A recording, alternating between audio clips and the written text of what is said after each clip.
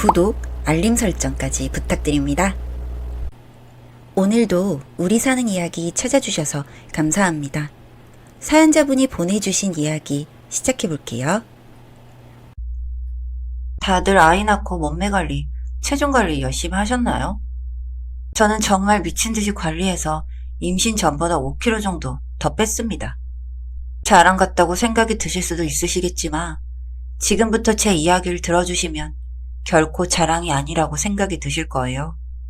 임신 전 제 키와 몸무게는 167cm에 52kg로 사실 날씬하다는 말을 굉장히 많이 듣고 살았습니다. 제 친정엄마도 저와 동생을 낳고 따로 관리하지 않으셨다는데 그냥 살다 보니 빠지더라 하셔서 저도 그럴 줄 알았어요. 전혀 걱정을 하지 않았었죠. 첫 아이 임신 후 만사까지 정확하게 15kg가 쪘습니다. 그리고 체중 관리할 새도 없이 연년생으로 바로 둘째를 가지는 바람에 최종적으로는 임신 전보다 30kg가량이 더 쪘습니다. 그래도 걱정하지 않았습니다. 저는 여태까지 아무리 먹어도 일정 체중을 벗어난 적이 없었고 그게 당연했으니까요. 그러나 둘째가 태어나고 돌이 지나도록 시간이 흘러도 몸무게가 줄질 않더라고요. 제 증가한 체중이 문제였던 것인지 남편과의 사이는 이미 이전부터 틀어져 있었습니다. 남편은 9시 출근, 6시 퇴근하는 그냥 평범한 직장인이었는데 일을 핑계로 육아는 늘 뒷전이었습니다. 그리고 연년생은 아이들을 절대 어린이집에 보내지 못하게 해서 저는 집에만 틀어박힌 채 늘 육아와 집안일을 동시에 했어야 했는데 어느 날부터는 제 살을 지적하며 집에 들어오기가 싫다, 꼴 보기 싫다며 집에 귀가하는 시간도 늦어졌습니다. 저는 그러면 늦은 밤 애들을 재우고 저녁으로 늦은 야식을 먹는 게 하루 중 가장 큰 힐링이었습니다. 물론 야식을 먹는 돈은 저보고 부업이라도 하라고 해서 하는 소일거리로 번 돈입니다.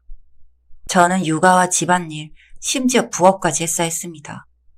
시댁 식구들도 얼굴을 볼 때마다 절 보며 왜 이렇게 살이 쪘냐? 네 남편 이러면 도망간다. 살찐 여자랑 잠자리를 하고 싶겠냐는 둥 수치스러운 말로 저를 깎아내릴 때마다 남편에게 말을 해보았지만 남편은 내 식구들이 한 말 틀린 거 없다. 첫째까지만 해도 봐줄만 했는데 더 이상 못 봐주겠다. 너랑 같이 있어도 잠자리에 대한 생각이 하나도 안 든다며 저를 같이 깎아내렸습니다. 하루는 남편이랑 대판 다투었는데 저보고 큰 소리로 돼지 같은 년이랑 사는 게 역겨울 지경이야. 애들만 아니었으면 이혼하고 싶어 하며 소리치더군요. 그 전에도 살에 대한 비난은 잔뜩 들었지만 그날따라 그 말이 가슴을 후벼 팠습니다. 거울 속으로 보는 제 모습은 너무나도 초라했습니다. 날씬하고 쭉 빠졌던 몸매는 온데간데 없고 얼굴엔 살이 가득 차오른 게 누가 봐도 돼지였어요. 한평생 운동이랑은 담을 쌓고 살았으니 다이어트를 어떻게 해야 할지도 막막하고 하는 방법조차 몰랐죠. 당연히 노력 없이도 빠질 거라 믿었던 제 게으름과 오만의 결과가 적나라하게 드러난 것뿐이었죠. 이 정도면 남편이 마음을 돌리는 것도 당연하다며 제 모습의 문제점을 직시하고 운동을 하기로 다짐했습니다. 처음에는 남편에게 도움을 청했습니다. 홈트라도 좋으니 같이 운동을 해주지 않을래? 아니면 미안하지만 내가 차근차근 갚을 테니 헬스라도 다닐 수 있게 금전적인 지원과 아이들을 그 시간 동안만 돌봐주지 않을래? 남편은 코웃음을 치며 돼지 같은 이가 퍽이나 하겠다며 거절했습니다.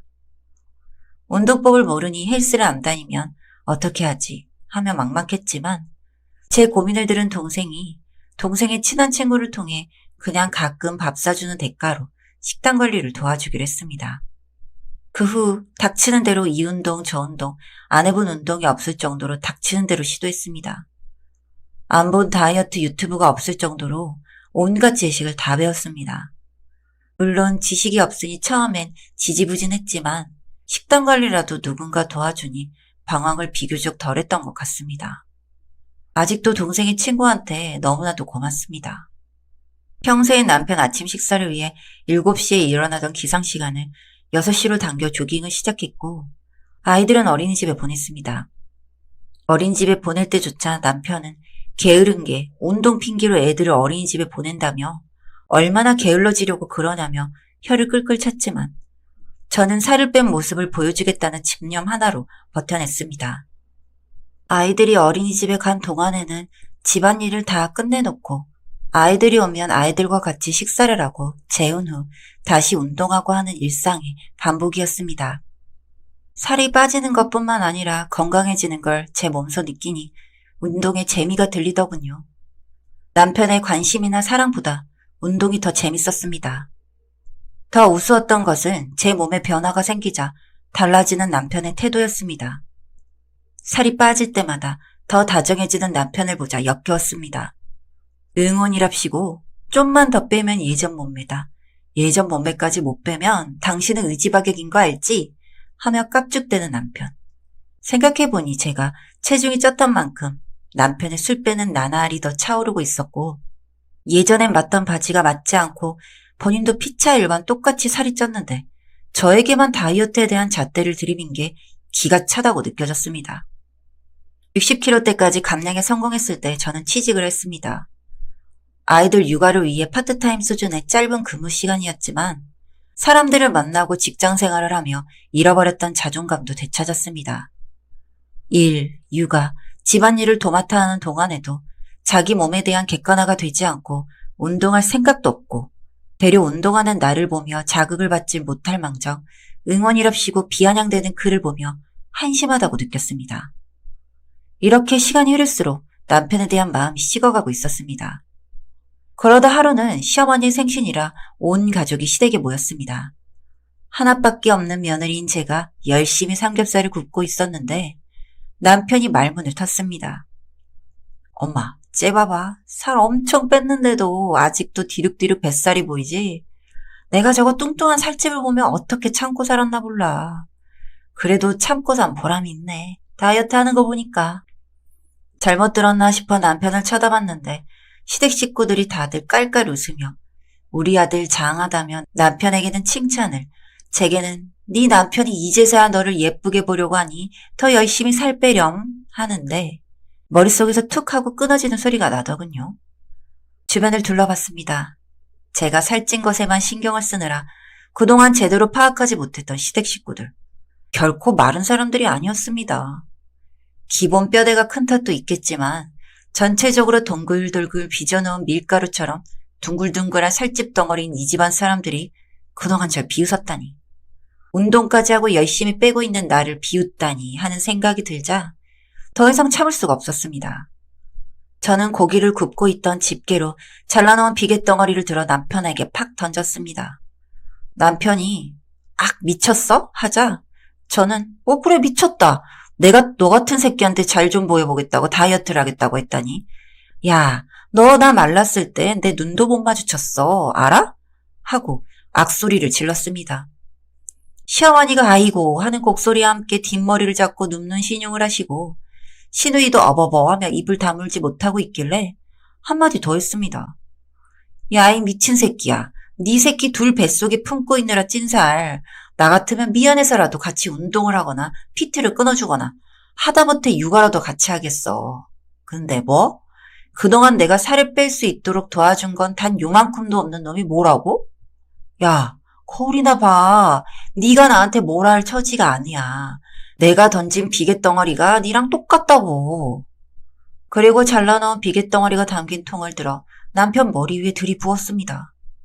남편이 또다시 아악 하는 소리와 함께 저를 때리려는 듯 손을 들어 올리자 아이들이 엉엉 울며 엄마 아빠 싸우지 말라며 울어 차마 때리지는 않더군요.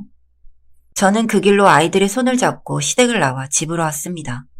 아이들에게 너무 몹쓸 꼴을 보인 것 같아 자괴감에 빠져 있는데 이미 아빠보단 저와 더 큰 애착이 형성되어 있는 아이들은 아빠 밉다며 엄마랑 살래 하며 저를 달래주었습니다.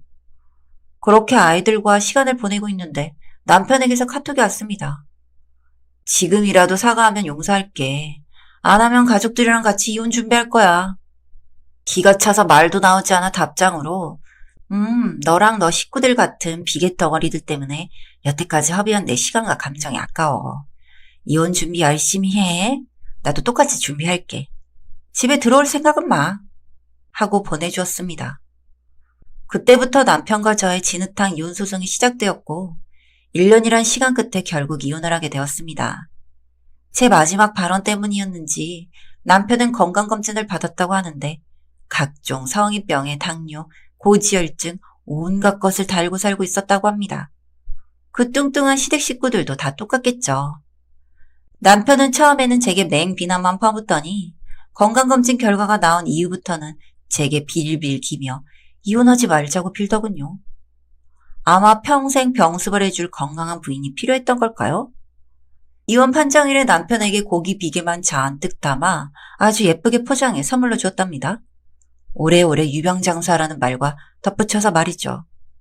남편의 울그락불그락 하는 표정이 어찌나 우습던지 그동안 묵혀있던 스트레스가 싹 가시는 기분이었습니다. 사연은 여기까지였고요. 우리 사는 이야기 시청해주셔서 감사합니다.